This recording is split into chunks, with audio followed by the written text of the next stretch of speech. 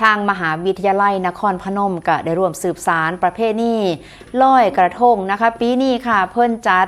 ภายในแนวคิดที่ว่านะคะสมมานาทีท่านนะคะเพื่อที่จะสืบสารประเพณีลอยกระทงประจำปี 2568 ค่ะสำหรับบรรยากาศการจัดงานลอยกระทงในปีนี้มหาวิทยาลัยนครพนมก็จัดกิจกรรมภายใต้หัวข้อมหาวิทยาลัยนครพนมนะคะสมมานาทีทานประจำปี 2568 เพื่ออนุรักษ์และก็เผยแผ่วัฒนธรรมไทยอันทรงคุณค่า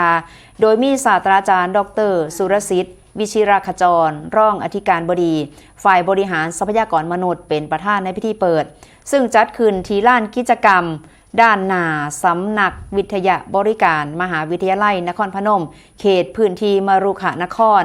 บรรยากาศก่อนเริ่มกิจกรรมทางมหาวิทยาลัยได้มีการจัดกิจกรรมแสดงความสำนึกในพระมหากรุณาธิคุณ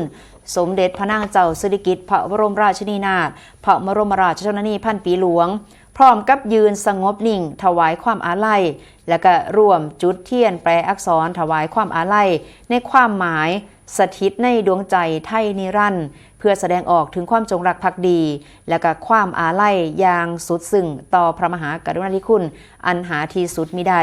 โดยนางสาวสุธนาหทัยสาวิสิทธิ์นายกองค์การนักศึกษามหาวิทยาลัยนครพนมบอกว่าการจัดกิจกรรมในเทื่อนี้เป็นความร่วมมือขององค์การนักศึกษาสภานักศึกษาสโมสรนักศึกษาทุกคณะวิทยาลัยร่วมกับแผนกกิจกรรมและก็กิจกรรมส่งเสริมศิลปวัฒนธรรมกองพัฒนานักศึกษาเพื่อส่งเสริมให้เยาวชนคนรุ่นใหม่ได้ตระหนักถึงคุณค่าของประเพณีไทยและก็เรียนรู้เรื่องของการสืบสานวัฒนธรรมผ่านกิจกรรมสร้างสรรค์ที่หลากหลายในหลายรูปแบบภายในงานก็มีกิจกรรมบ่ว่าจะเป็นเรื่องของการเรียนรู้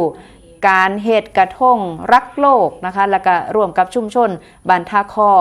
การประกวดกระทงประเภทความคิดสร้างสรรค์ตลอดจนมีบูธชิมช็อปแชะเช็คอินจากนักศึกษาทุกคณะและก็วิทยาลัยทำกลางบรรยากาศความสวยงามของอุโมงค์โคมไฟ